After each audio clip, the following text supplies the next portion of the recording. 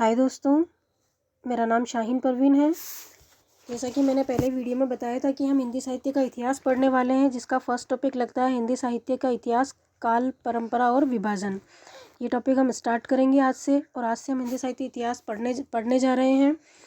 चलिए, मैं अपना जो टॉपिक है वो अपन स्टार्ट करते हैं पढ़ना। मैं इसमें पढ़ाऊँगी नहीं बल्कि याद भी करवाऊँगी, तो आप प्लीज़ इसको ध्यान से देखिए और याद करने की कोशिश मेरे साथ ही करिएगा। हिंदी साहित्य की भूमिका सबसे पहले पढ़ने जा रहे हैं हम। हिंदी साहित्य की भूमिका, इतिहास शब्द जो है वो इति प्लस हास के योग से बना है, जिसका शाब्दिक अर्थ है ऐसा ही हुआ था या ऐसा ही हुआ होगा। भारतीय इतिहास आदर्श और यथार्थवाद, आध्यात्मवाद पर आधारित है, जबकि पाश्चात्य सीमा किस पर आधारित है? यथार्थवाद पर आधारित है। भारतीय इतिहास आदर्शवाद और अध्यात्मवाद पर है, जबकि पाश्चात्य इतिहास यथार्थवाद पर आधारित है। इतिहास शब्द का उल्लेख सर्वप्रथम कहाँ से लिया गया है? तो अथर्ववेद से लिया गया है। महान इतिहासकार हेरोडोटस ने इतिहास को कितने भागों में बांटा? 3। पहला है खोज, दूसरा है गवेषणा और तीसरा है अनुसंधान। इतिहास लेखन की प्रमुख पद्धतियाँ पढ़ेंगे हम। मेन पद्धतियाँ यहीं से, और इसी से ही क्वेश्चन आता है कि किस पद्धति को किसने अपनाया था। ये हमको अच्छी तरह से ध्यान रखना है। सबसे पहली पद्धति पढ़ेंगे हम वर्णानुक्रम पद्धति। इस पद्धति को गारसा दत्त तासी और शिव सिंह सेगर ने अपनाया था। इसमें कवियों का वर्णन अंग्रेजी भाषा के वर्णक्रम को आधार बनाकर किया गया, अर्थात कबीर और केशव दोनों का वर्णन एक साथ किया गया। विद्वानों ने इस पद्धति में लिखे ग्रंथों को साहित्य कोश की संज्ञा दी गई है। भारतीय विद्वानों ने इस पद्धति में लिखे ग्रंथों को इतिहास ग्रंथ के रूप में स्वीकृत नहीं किया, क्योंकि इनमें इतिहास लेखन की एक भी शर्त अपनाई नहीं गई थी। यह इतिहास लेखन की सबसे भद्दी और दोषपूर्ण पद्धति है। आगे पढ़ते हैं हम। इतिहास लेखन में 2 शर्तें अपनाई गई, कालक्रम और उस काल की प्रमुख प्रवृत्तियां। अब दूसरी पढ़ते हैं हम, कालानुक्रम पद्धति। कालानुक्रम पद्धति, इस पद्धति को ग्रियर्सन या मिश्र बंधु ने अपनाया था। ग्रियर्सन और मिश्र बंधु, इसमें ये 2 याद रखने अपने को। जैसा हमने ऊपर याद किया था वर्णानुक्रम पद्धति में किसको याद किया था? गारसा दत्त तासी और शिव सिंह सेगर को। ऐसे ही कालानुक्रम पद्धति में हमको ग्रियर्सन और मिश्र बंधु को याद रखना है। कालक्रम का तो ध्यान रखा गया, पर उस काल की प्रमुख प्रवृत्तियों का उल्लेख नहीं था, इसलिए इस पद्धति में लिखे ग्रंथों को इतिहास ग्रंथ के रूप में स्वीकृत नहीं किया गया। यानी इस पद्धति को भी स्वीकार नहीं किया गया, न वर्णानुक्रम पद्धति को किया गया, न कालानुक्रम पद्धति को किया गया। अंग्रेजी में डॉक्टर जॉनसन ने तथा उर्दू में मोहम्मद हुसैन आज़ाद ने इस पद्धति को अपनाया था। अंग्रेजी में किसने अपनाया था? जॉनसन ने। और उर्दू में किसने अपनाया था? मोहम्मद हुसैन आज़ाद ने इस पद्धति को अपनाया था। और बाकी सबसे पहले किसने अपनाया था? ग्रियर्सन और मिश्र बंधु ने। मेन तो अपने को ये दोनों ही याद रखने हैं। कालानुक्रम पद्धति का संबंध ग्रियर्सन और मिश्र बंधु ने। अगली पढ़ेंगे वैज्ञानिक पद्धति। विद्वानों ने शोध कार्य के लिए उपयोगी माना इसको। इस पद्धति में भी वही दोष था जो कालानुक्रम पद्धति में था, इसको भी नहीं अपनाया गया। इसमें भी क्रमबद्ध का गुण तो था, परंतु उस काल की प्रवृत्तियां नहीं आती, इसलिए विद्वानों ने इस पद्धति को शोध कार्य हेतु उपयोगी माना। सिर्फ इसमें पूरे पैराग्राफ में एक ही चीज याद रखनी कि ये शोध कार्य के लिए उपयोगी मानी जाती है। अगली पढ़ेंगे हम विधेयवादी पद्धति। विधेयवाद शब्द अंग्रेजी के पॉजिटिव्ज्म का हिंदी रूपांतर है। इस पद्धति के प्रवर्तक किसको माना जाता है? तेन। और तेन किसके हैं? फ्रांस के हैं। तेन हिंदी साहित्य के लिए 3 शब्द मानते हैं, जाति, वातावरण और विशेष। एक तो जाति, एक वातावरण और एक विशेष। जाति, वातावरण और विशेष, अर्थात इतिहास ग्रंथ में इन तीनों का वर्णन होना चाहिए। किस किस का? 3 वर्णों का, जाति का, वातावरण का और क्षण विशेष का। भारत में इस पद्धति का प्रवर्तक किसको माना जाता है? आचार्य रामचंद्र शुक्ल। ये मेन ध्यान रखना है अपने को, क्योंकि पहले इसके थे विधेयवादी के तो माने जाते थे तेन, लेकिन भारत में इस पद्धति का प्रवर्तक किसको माना जाता है? तो रामचंद्र शुक्ल पे बहुत ज़्यादा क्वेश्चन आते हैं हमारे साहित्य के इतिहास में, इसलिए शुक्ल की कोई भी चीज़ आए वह हमको जरूर याद रखनी है। इनके इतिहास लेखन में दोनों शर्तें अपनाई गई, इसलिए विद्वानों ने उनके इतिहास को सर्वमान्य प्रमाणिक माना है। शुक्ल ने लिखा है कि प्रत्येक देश का साहित्य वहाँ की जनता की संचित चित्तवृत्तियों का संचित प्रतिबिंब है। ये बिल्कुल वेरी मोस्ट है ये लाइन। प्रत्येक देश का साहित्य वहाँ की जनता की चित्तवृत्तियों का संचित प्रतिबिंब है। ये किसने लिखा है? रामचंद्र शुक्ल ने लिखा है अपने इतिहास के बारे में। अब अपने को यहाँ से सिर्फ एक चित्तवृत्तियों याद रखना है। संचित चित्तवृत्तियों का संचित प्रतिबिंब कौन लगाएगा? शुक्ल लगाएंगे। कौन लगाएंगे? शुक्ल लगाएंगे। यानी चित्तवृत्तियों का संचित प्रतिबिंब शुक्ल की परिभाषा होगी। आगे पढ़ते हैं हम समाजशास्त्रीय पद्धति। समाजशास्त्री पद्धति, इस पद्धति के प्रवर्तक कार्ल मार्क्स के द्वंद्वात्मक भौतिकवाद पर आधारित है। समाजशास्त्री किस पर आधारित है? द्वंद्वात्मक भौतिकवाद पर आधारित है। इस पद्धति का पक्ष आचार्य हजारी प्रसाद द्विवेदी ने लिया था। समाजशास्त्री का किसने लिया? हजारी प्रसाद द्विवेदी ने। परंतु इस पद्धति में किसी भी इतिहास ग्रंथ की रचना नहीं हुई, इसलिए इस पद्धति को स्वीकृत नहीं किया गया। कुछ याद नहीं रखना है, सिर्फ समाजशास्त्री पद्धति, द्वंद्वात्मक भौतिकवाद और हजारी प्रसाद द्विवेदी ने इस पद्धति का पक्ष लिया है। ये दोनों ही चीज इस पैराग्राफ में सिर्फ इम्पोर्टेंट है। गारसाद तासी, इन्होंने इतिहास लेखन की परंपरा की शुरुआत की। क्वेश्चन आया हुआ है दोस्तों कि इतिहास लेखन की परंपरा की शुरुआत किसने की? गारसाद तासी ने की। ये कहाँ के थे? फ्रांस के रहने वाले थे और भारत में क्या थे? ये उर्दू के प्रोफेसर थे। इन्होंने कौन सा ग्रंथ लिखा? इस्तवार द ला लेत्रियोई इंदुई हिंदुस्तानी। ये ग्रंथ बहुत अच्छी तरीके से याद रखना है। इस्तवार द ला लेत्रियोई इंदुई हिंदुस्तानी कब लिखा? 1839 में। सन भी इंपॉर्टेंट है। गारसाद तासी 1839 में इस्तवार द ला लेत्रियोई इंदुई हिंदुस्तानी ये लिखा है। यह ग्रंथ 2 संस्करणों में प्रकाशित होता है। कितने संस्करणों में प्रकाशित होता है? 2 संस्करणों में प्रकाशित होता है। प्रथम संस्करण 1839, द्वितीय संस्करण 1871। इसमें सिर्फ एक तो 1839 वाली डेट आपको अच्छे से याद रखनी है और इस्तवार द ला लेत्रियोई हिंदुस्तानी याद रखनी है। पहला भाग 1839 में आया, इसमें कवियों के नामों का उल्लेख है। दूसरा भाग 1847 में आया, उसमें कवियों की रचनाओं का उल्लेख है। इस ग्रंथ में कुल 738 कवि थे। किसमें? इस्तवार द ला लेत्रियोई हिंदुस्तानी में कितने ग्रंथ थे? 738, जिनमें से 72 और 70 कवि किसके थे? हिंदी के थे। 738 कवि कुल 66 पुस्तकों से ग्रहण किए गए, जबकि हिंदी की कुल कितनी पुस्तकें थी? 11 पुस्तकें थी। अब मेरे को पूरे इसमें सिर्फ याद रखना है गारसाद तासी इतिहास लेखन की परंपरा की शुरुआत की सबसे पहले इन्होंने। रहने वाले कहाँ से थे? फ्रांस के थे। इस्तवार द ला लेत्रियोई हिंदुस्तानी की ग्रंथ की रचना की कब की? 1839 में। कितने संस्करणों में? 2 संस्करणों में। 1839 पहला और दूसरा संस्करण 1871 में।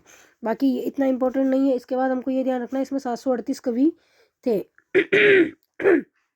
और कुल 11 पुस्तकें इसमें थी। यह इतिहास ग्रंथ कौन सी भाषा में लिखा गया? वेरी इंपॉर्टेंट कि फ्रेंच भाषा में यह इतिहास लिखा गया था। कौन सा? इस्तवार द लेत्रियोई हिंदुस्तानी कौन सी भाषा में लिखा? फ्रेंच भाषा में, क्योंकि तासी कहाँ के थे? फ्रांस के थे। 1952 में हिंदुई साहित्य का इतिहास नाम से किया था। किसका?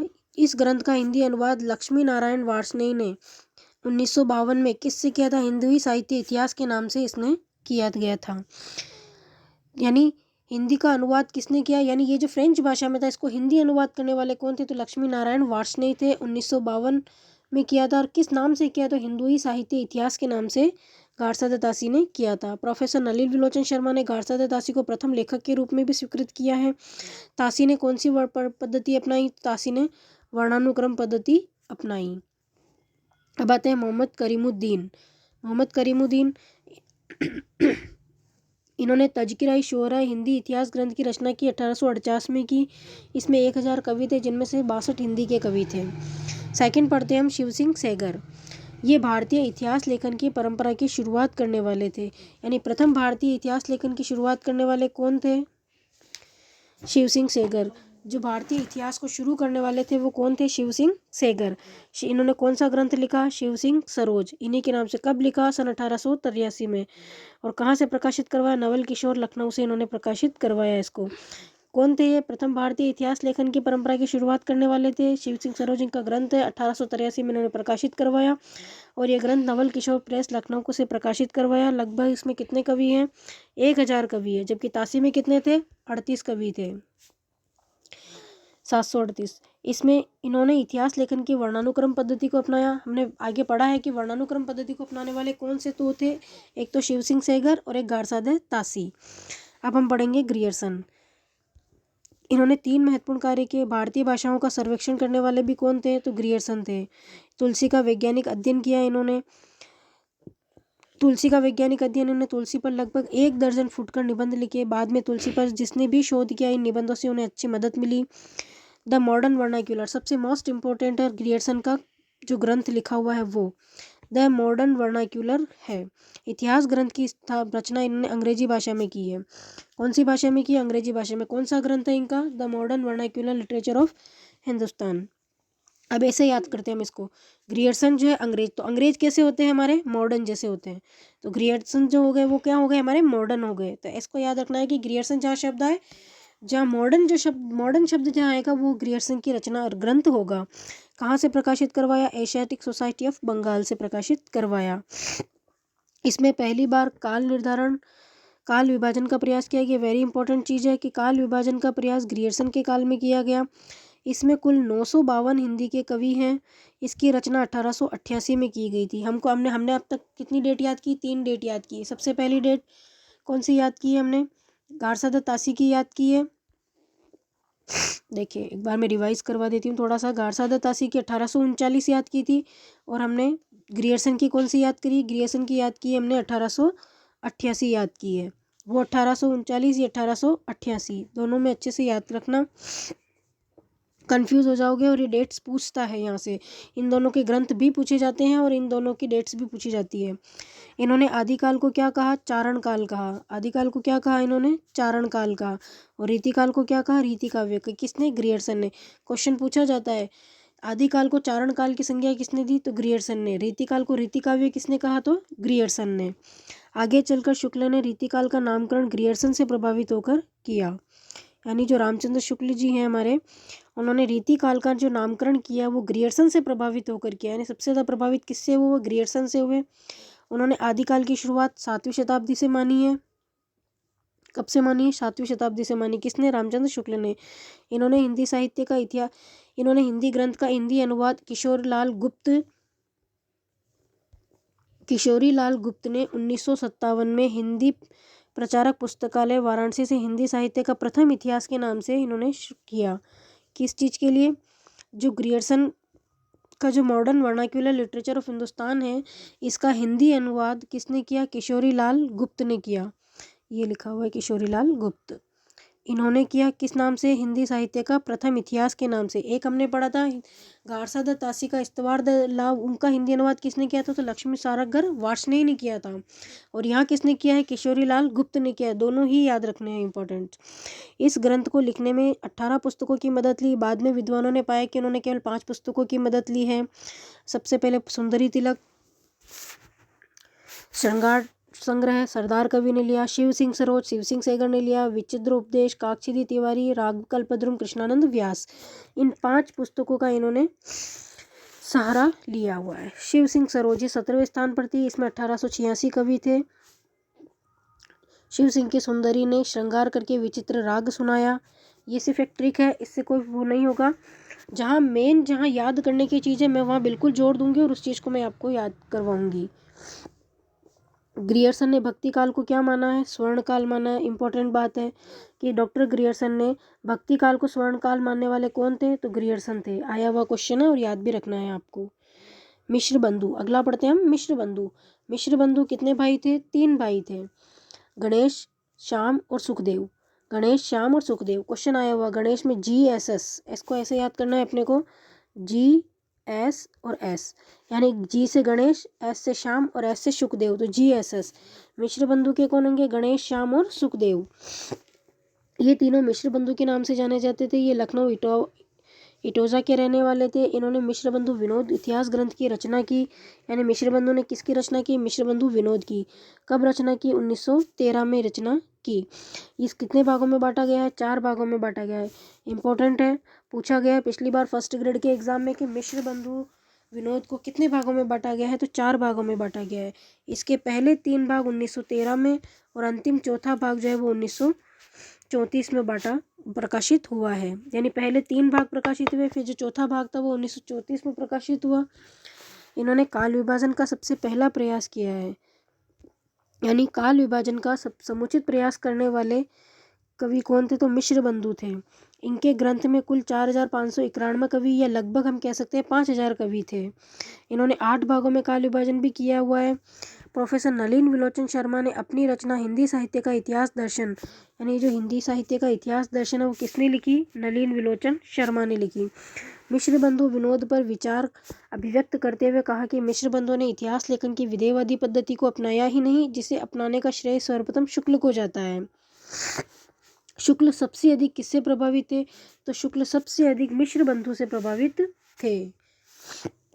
रामचंद्र शुक्ल किससे सबसे ज़्यादा प्रभावित थे? तो मिश्र बंधु से प्रभावित थे। ये चीज़ भी आपको याद रखनी है। अब इसमें मिश्र बंधु में एक तो इनके तीनों का नाम याद रखना है आपको, एक इनका महत्वपूर्ण ग्रंथ है मिश्र बंधु विनोद, कब प्रकाशित हुआ 1913 में, पहले 3 भाग कब प्रकाशित हुए 1913 में, अंतिम चौथा कब प्रकाशित हुआ 1934 में।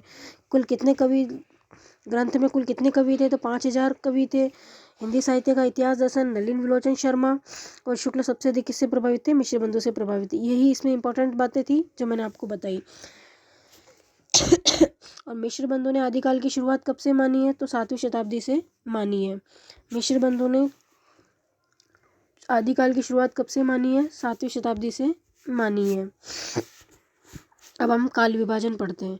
मिश्र बंधु ने कैसे काल विभाजन किया? तो आरंभिक काल, माध्यमिक काल, अलंकृत काल, परिवर्तन काल और वर्तमान काल। आरंभिक काल जो को 2 भागों में बांटा, पूर्व आरंभिक काल और उत्तर आरंभिक काल। माध्यमिक काल को भी 2 भागों में बांटा, पूर्व और प्रौढ़। अलंकृत काल को भी पूर्व अलंकृत काल और उत्तर अलंकृत, और परिवर्तन काल और वर्तमान काल। यानी आदि काल को तो उन्होंने आरंभिक काल कहा, भक्ति काल को उन्होंने माध्यमिक काल कहा, और रीति काल को उन्होंने अलंकृत काल कहा, और आधुनिक काल को उन्होंने परिवर्तन काल या वर्तमान काल कहा।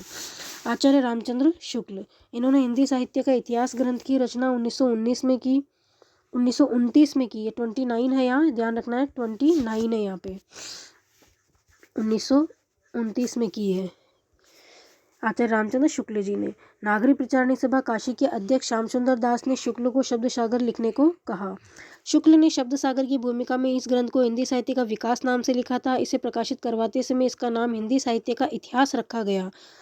दोहरे नामकरण की शुरुआत की किसने? रामचंद्र शुक्ल ने। मोस्ट इंपॉर्टेंट, कि दोहरे नामकरण की शुरुआत करने वाले कौन थे? रामचंद्र शुक्ल। रामचंद्र शुक्ल ने अपना ग्रंथ कब लिखा? 1929 में।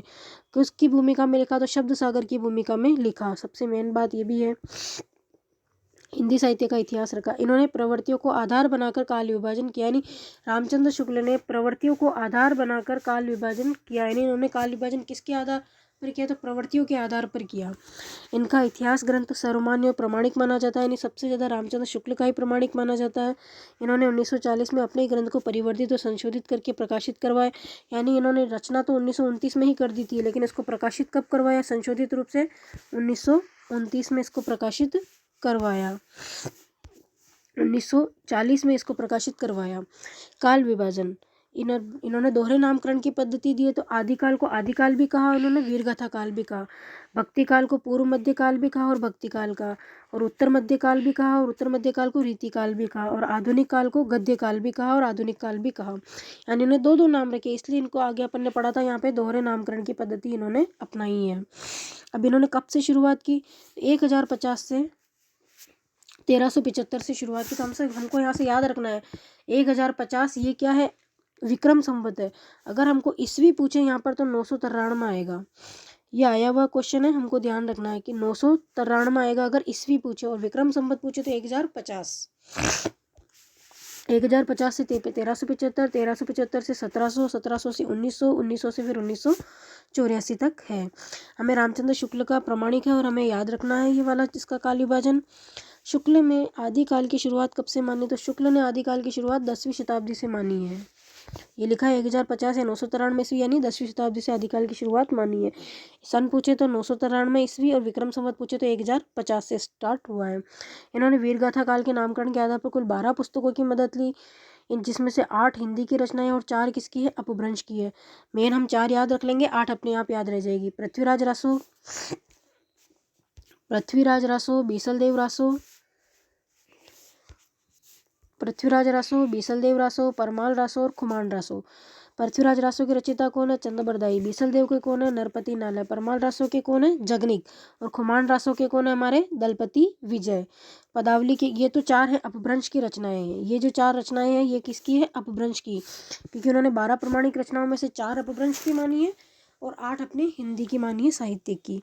इसके बाद 4 ये है पदावली विद्यापति की है, पहेलियाँ अमीर खुसरो की, जय मयंक जस चंद्रिका मधुकर कवि की है, जय मयंक जस चंद्रिका मधुकर कवि की है, और जयचंद प्रकाश भट्ट केदार की है, भट्ट केदार की। अब इसको कैसे याद करेंगे हम?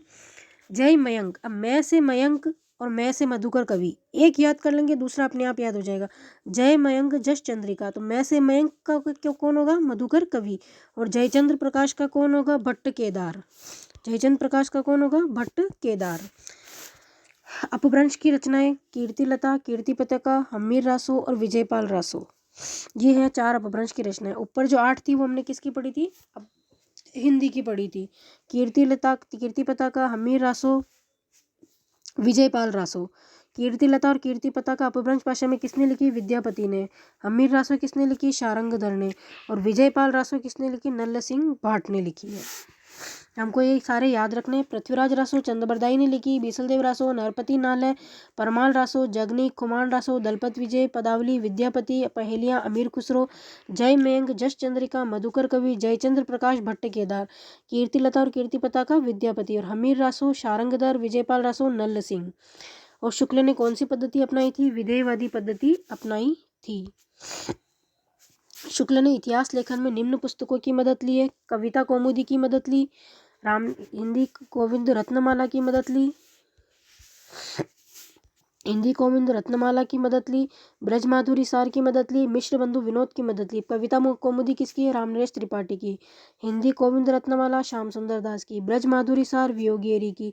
मिश्र बंधु विनोद मिश्र बंधु की। यानी शुक्ल ने अपने इतिहास को लिखने के लिए इन 4 पुस्तकों की मदद ली है। कविता कौमुदी, हिंदी गोविंद रत्नमाला, ब्रजमाधुरी सार और मिश्र बंधु विनोद। ये हमको याद रखने हैं। ये हमारा टॉपिक आज यहीं हम समाप्त करेंगे। तो वीडियो ज़्यादा लंबी हो जाएगी, इस वजह से हम आगे नहीं पढ़ रहे हैं। हम अब रामकुमार वर्मा, आचार्य हजारी प्रसाद द्विवेदी, गणपति चंद्रगुप्त, हिंदी साहित्य का वृहद इतिहास, काल विभाजन, ये टॉपिक हम कल पढ़ेंगे। ये टॉपिक हमारा कल ख़त्म हो जाएगा। प्लीज़ मेरे चैनल को लाइक कीजिए और सब्सक्राइब कीजिए और आगे बढ़ाइए इसको। और जितने भी हिंदी के स्टूडेंट्स हैं जो first grade, second grade, assistant professor की जो तैयारी कर रहे हैं, वो इस वीडियो को ज़रूर देखें। शायद आपको फ़ायदा मिलेगा इस वीडियो को देखने से। कल हम पहले का रिवाइज़ करेंगे, उसके बाद हम आगे स्टार्ट करेंगे और पूरे काल विभाजन को मुंह पे याद करने के बाद ही हम आदिकाल की ओर बढ़ेंगे। धीरे पढ़ेंगे लेकिन अच्छा पढ़ेंगे। Okay, thank you.